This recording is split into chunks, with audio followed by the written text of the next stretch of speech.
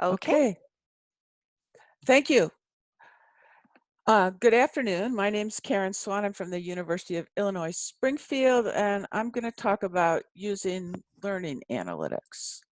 And I'm going to talk about it in part because at the most recent EDUCAUSE meeting, EDUCAUSE and AIR and the National Association of College and University Business Officers all came together to put out a very strong statement reaffirming their commitment to using data and analytics to make decisions. And what they said was, we strongly believe that using data to better understand our students and our own operations paves the way to developing new innovative approaches for improved student recruiting, better student outcomes, greater institutional efficiency and cost containment, and much more. And so we have a statement right there about the benefits. And I think that's what makes it important, and that's why we need to be talking perhaps about the pitfalls and perhaps about what you should be aware about learning analytics while you're using them. Because I don't think they're going to go away. I think we're going to use them, but I think we should use them with an understanding of what they can and can't do.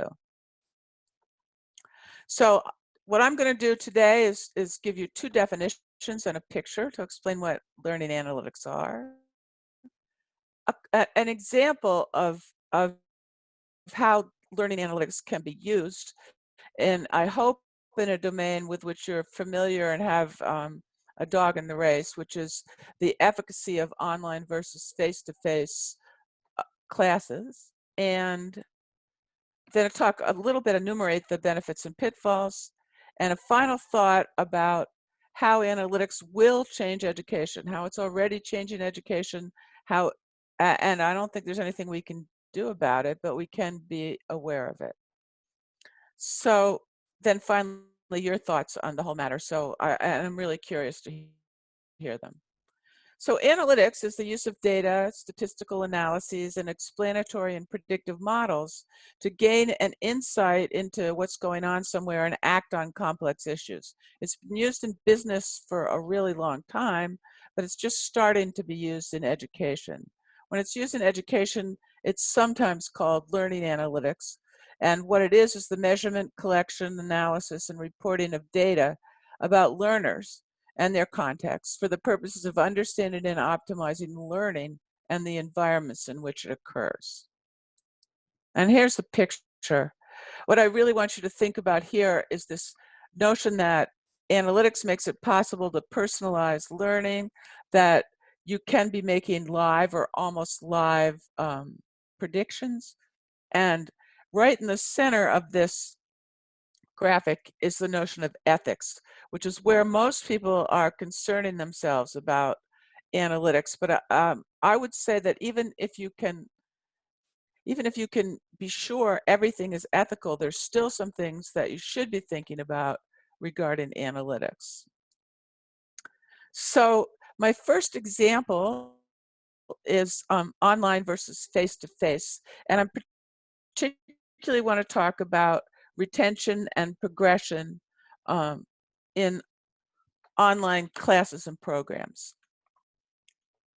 I think I think probably a lot of you are aware of the study of community colleges that came out of the Community College Research Center at Teachers College that sort of had a lot of people saying online learning is terrible, because what they found was, and they had a very large database to draw from, all the students in the state of Washington, all the students in Virginia. The students that they looked at were what they called ever online students, which means that students who took any online courses. And they used just that population to control for the possibility that students taking online courses were different from students taking only on-ground courses. What they found was students were more likely to withdraw from or fail online courses, that they had lower grades in those courses, and that students who enrolled early in online courses were less likely to persist and complete a degree. They also found these negative effects were magnified for males, African Americans, younger students, students who took developmental courses who had lower GPAs, and those majoring in social sciences or applied professions. Now, I personally think that the social sciences and applied professions may be an anomaly. There's some things here that you should really take with a grain of salt, and that's part of the issues that we have. I would like to use this example to also be able to come back to. So again, what they were calling online was ever online. A person who took one online course would be the same as a person who took all their courses online, because they believed that students taking online courses could be different. So just using ever online students in their analyses would control for that. So this research was in some sense replicated by researchers in California and in New York State, where they used that same ever online designation, but used the full data set and some controlling for risk factors, and found, again, that community colleges who were taking online courses had lower course grades, higher course withdrawal, lower retention rates, and again, an amplification of achievement gaps between majority and minority students. But they found in both California and in New York State, students who took at least some courses online were more likely to earn an associate's degree or transfer to a four-year institution. And this is kind of a strange finding, and part of it probably has to do with the way these things are measured. This is where I got into this whole thing. And instead of looking at students who were ever online, we split ever online into totally online and mixing online and on-ground courses, and then still had the only on-ground courses. And we controlled for factors known to predict retention. We looked at not just community college students, but students at four-year universities, and we looked at 4 primarily online universities, thinking that they might be better at handling online students. So what we found, and I'm going to give you the chart so you can have time to look at it, we found no differences in retention between students taking all of their courses on ground and students taking some or all of their courses online for students at the four-year colleges and the primarily online colleges. And that chart below shows you community college students, where we found that students mixing their courses, taking some on ground and some online,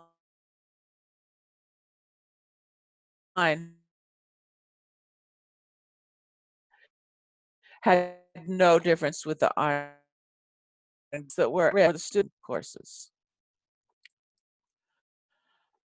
We also found that patterns of retention were similar across institutions, regardless of gender or Pell status. But we did find that there was a difference in older students. We found that older students who were taking only online courses were more likely to be retained than younger students taking only online courses.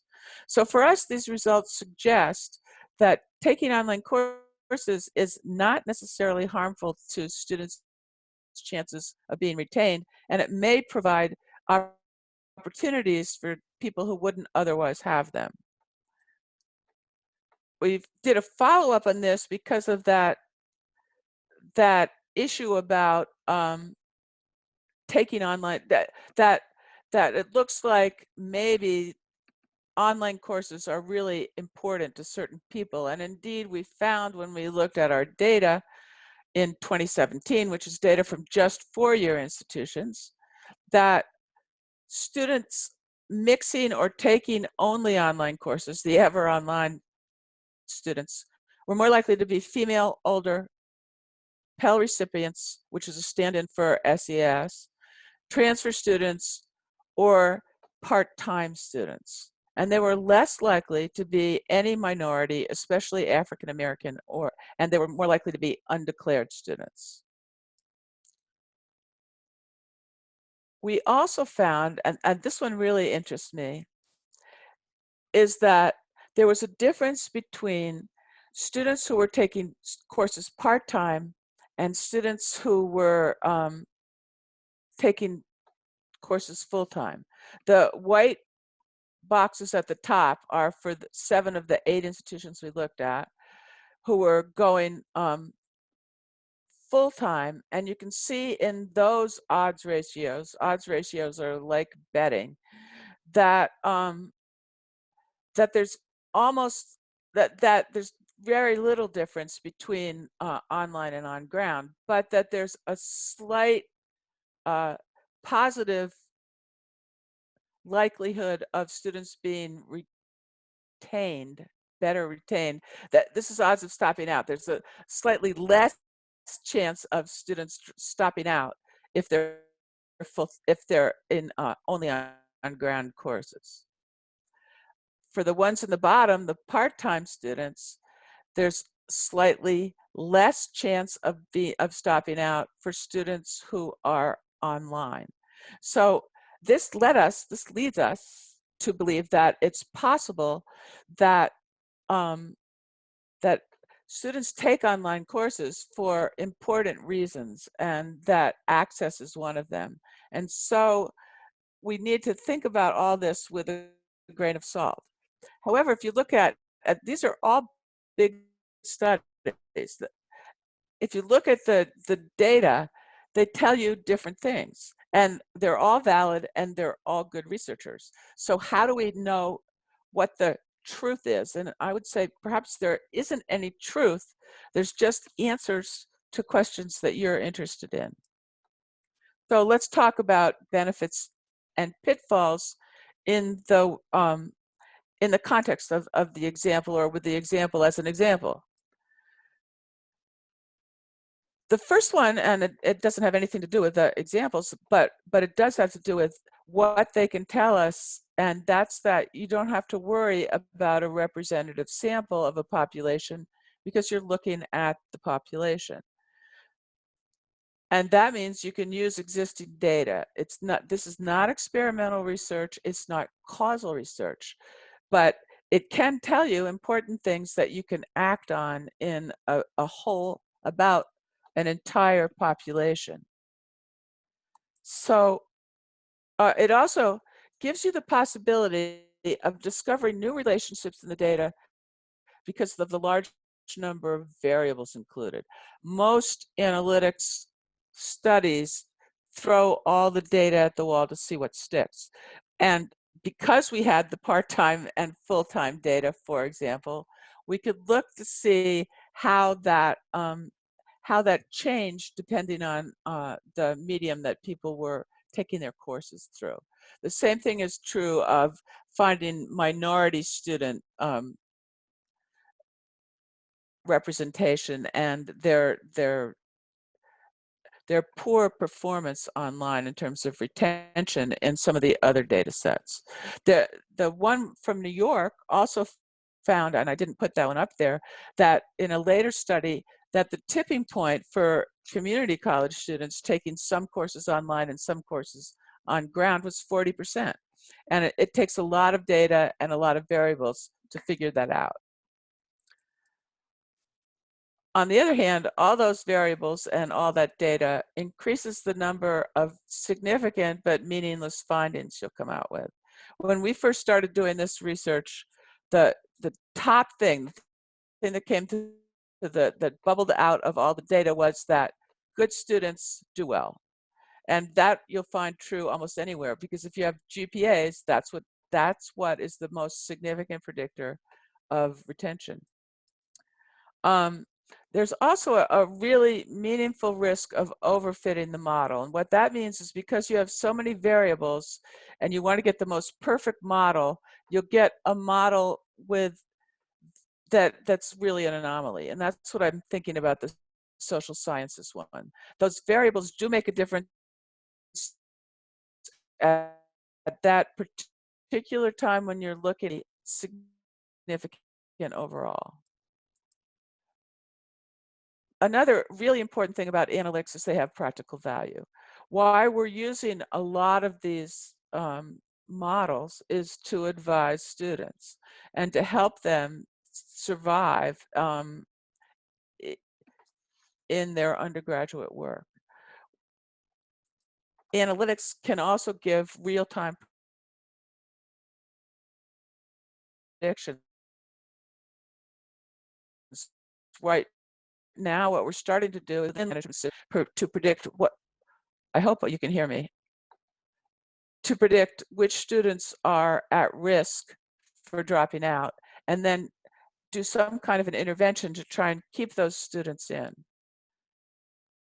Analytics, however, although they have good predictive value and good practical value, don't have much explanatory value. What they're telling us is that certain behaviors are correlated with, so it's important for us to try and believe it or not. Another thing that can happen is unbalanced models. That means if you're looking for students who are stopping out and only 10% of your students stop out, they'll be a minority in the population, but they will be the population you're the most interested in. So while the model will have good predictive value for the people who don't stop out, the predictive value for the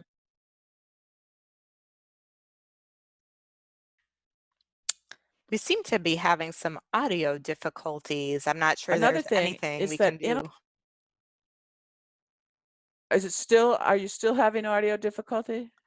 Yeah, it seems to be getting more frequent where you're cutting out briefly. We can hear that the rubber banding a little bit, but maybe if you close some other windows on your computer, that I might don't help. have it. Hold on. I think hold on. Just, can you mute me? I can't seem to do it from here. Okay, I'll mute you for a second. You're muted right now, and I'll unmute you in just a minute.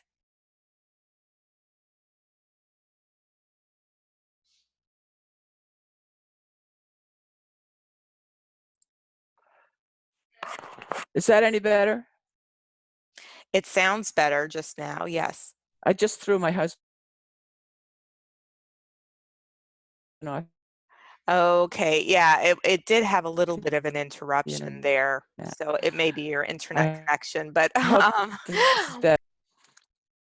I'm sorry, I'm doing it from home. At least my dog isn't yelling. Okay, so I'm going to do just the last bullet point, which is analytics are always based on past performance. They're based on the statistical averages of students who performed in the past.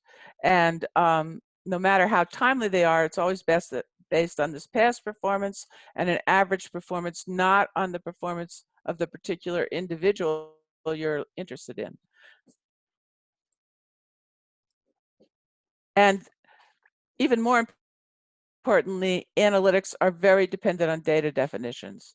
So if you saw what we were doing before in the examples, all those definitions ever online is really different from splitting into 3 groups. Depending on how exactly you're defining something, you will have different answers. A benefit is that analytics supports personalization of learning, but again, there's the caveat I just said, that you're personalizing not based on the person, but based on previous people. But it still can improve advising.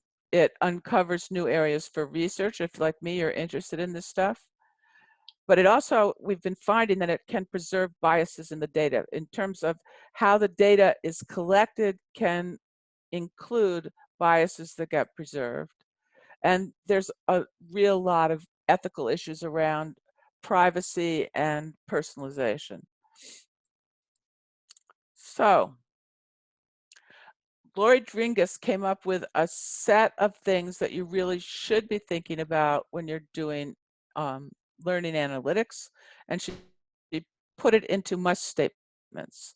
So the first one is effective learning analytics must develop from a stance of getting the data right and getting the right data. They must have transparency. They must yield from good algorithms. They must lead to responsible assessment and effective use of the data trail,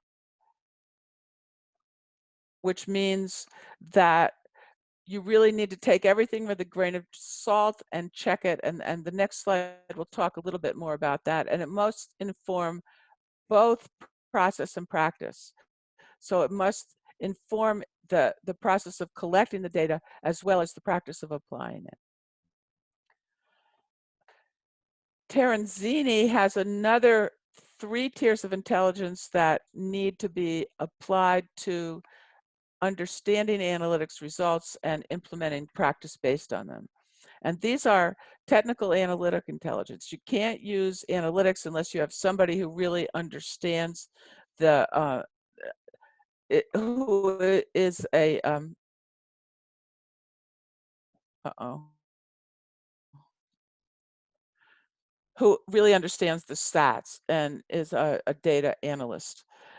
Issues intelligence refers to knowing the research for in the particular topic. So it would be good for somebody who's doing work on retention and progression to understand retention and progression models, for example.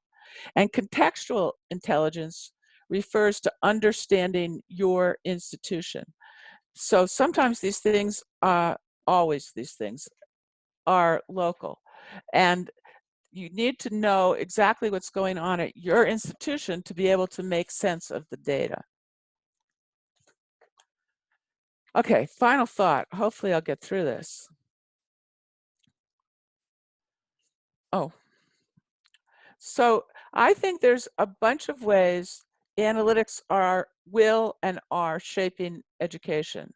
The first is analytics shape education epistemologically.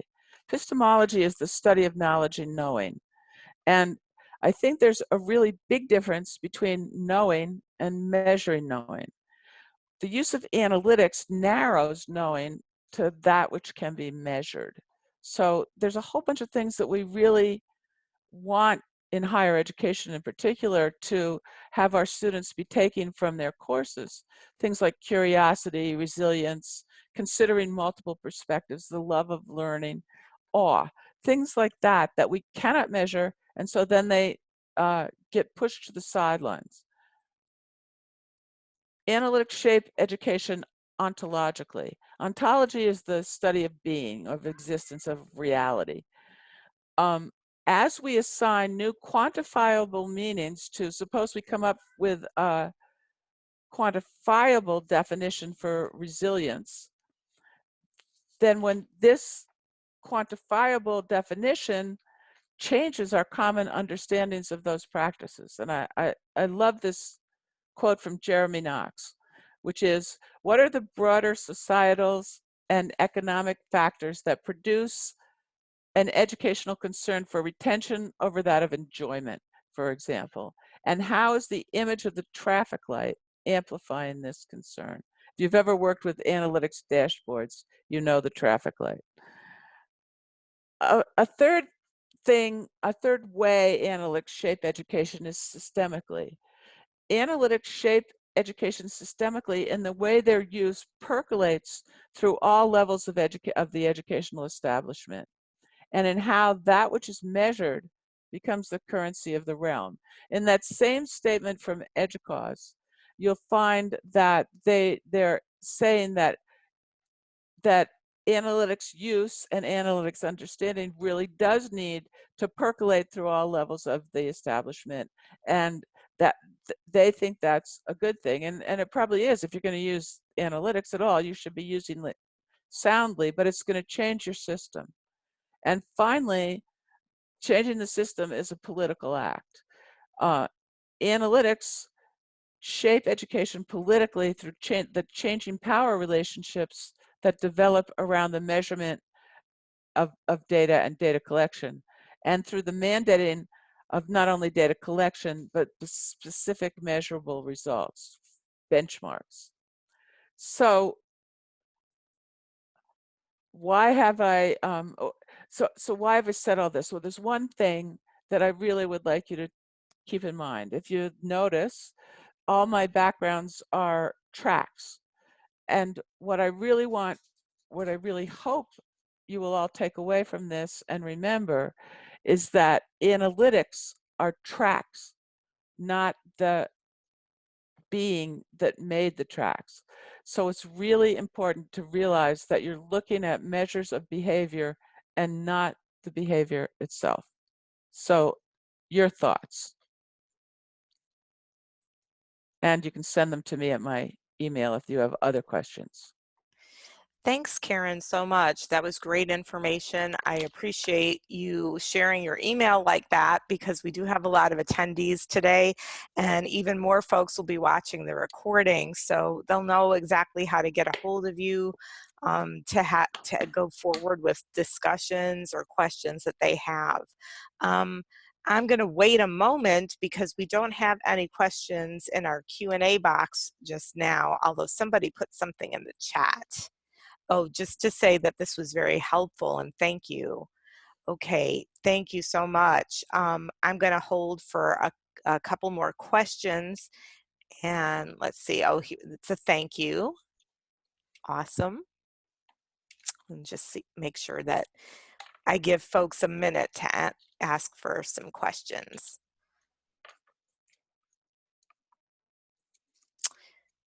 I'm seeing more thank yous and more thank yous. So I will go ahead and stop the recording. And Karen, you can stop screen sharing. I have posted the links for the next sessions in the chat. So before you go anyplace, before you log off of Zoom, anyone, you may want to take a look at those links and so that you can get into the next session. And that will begin at 3 o'clock. Oh, okay. Someone is saying they cannot see the links to the sessions. Hold on, let me stop the recording and then I'll post those.